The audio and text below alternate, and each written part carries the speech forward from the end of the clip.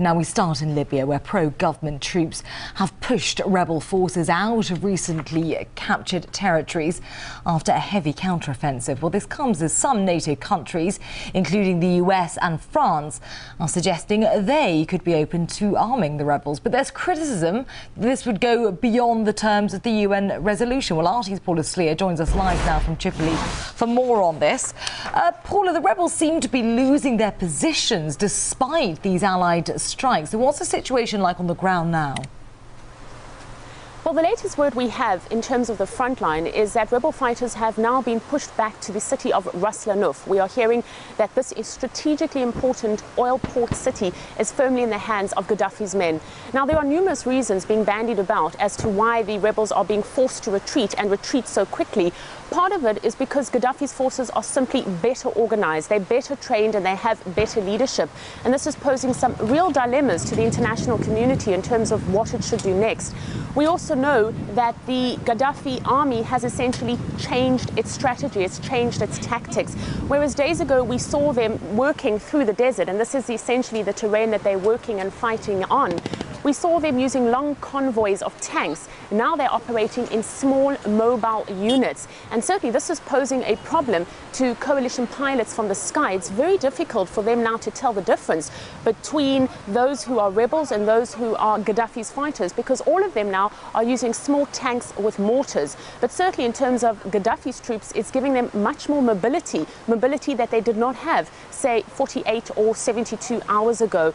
At the same time, we are hearing reports that among the rebel fighters there are suspicions that there are spies. Because the rebels are such a loosely organized bandwidth of people, essentially many of them don't even know each other, the possibility that among them there are Gaddafi men who are feeding back information to headquarters in terms of where and how these rebels are operating is a very real possibility indeed. Now, today is the 11th day that the coalition has been targeting Libya, the 11th day of airstrikes. And what we're witnessing now is a very quick retreat of rebel forces. So the big question on people's mind here is, what will the international community decide to do next when it's becoming increasingly clear that these airstrikes are not that successful? But of course, Paula, the main criticism of the airstrikes was over civilian casualties, and there'd been some debate over to what extent that was happening. Are we any clearer now? Well, the government here in Tripoli is insisting, as it has done since these coalition airstrikes began, that the number of civilians continues to climb and that it hovers somewhere more than 100. Now, we do know that there were secondary explosions caused in the town of Mizda, which is about 200 kilometers to the south of Tripoli. They were caused at an ammunitions dump that was hit in those coalition airstrikes. We went there as a group of foreign journalists and we saw damage to the hospital as well as to several homes and residential areas. The roofs of some of the wards in the hospital had been broken in. We also saw some beds where there was blood stains and debris. Now, the patients were evacuated in time, but we heard from the hospital staff that some 13 people were wounded. We also met, when we were there, a number of nursing staff, Bangladeshi and also Filipino, and they, as you can well imagine, are very anxious and very scared and very desperate to get out of here. Now, Paula, some world powers have been talking about providing military assistance to the rebels. What do we know about that? Well, the latest word is from the British Prime Minister David Cameron, and he says that he has not ruled out arming the rebels.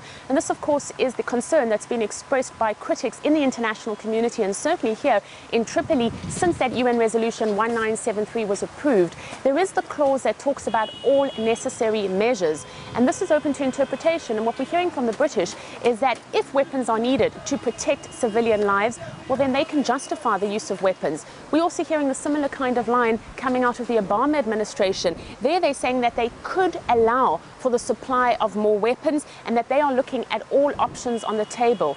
Now, if indeed there is going to be the supply of weapons to the rebel fighters, this poses a whole host of dilemmas and a whole host of very critical questions.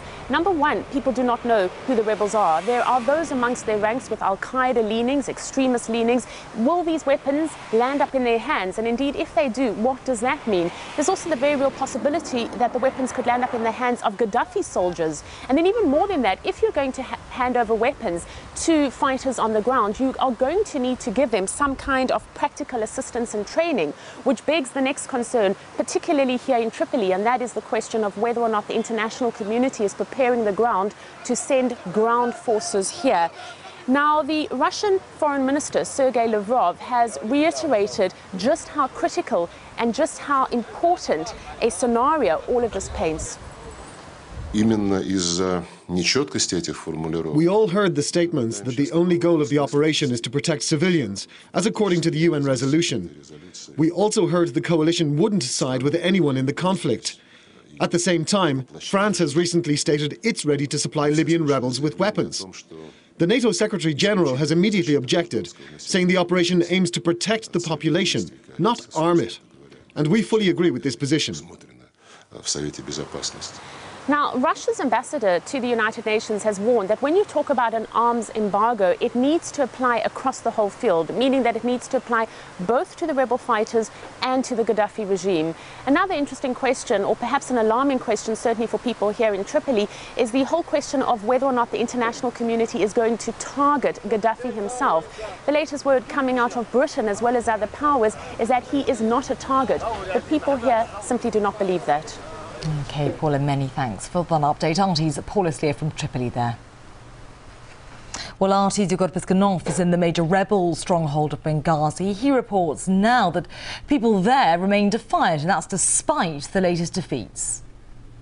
Everybody here in the city is monitoring the situation out there on the front. And of course, the news that the rebels were thrown back again by Gaddafi's forces were somewhat of alarming here, but I can tell you that all the locals here are really standing only on one position, and that is for Gaddafi to go as soon as possible. And the rebels say that they are ready to battle, to fight until the end, either until they're gone or until Gaddafi is gone. Currently, there's an illusion of a normal life because many shops are opened, cafes and even restaurants, but at the same time, the banks are still not working, and also neither are schools. In fact, just yesterday I saw a 10 or maybe 11-year-old boy dressed in a traffic police uniform directing traffic. At the same time, the opposition has been working to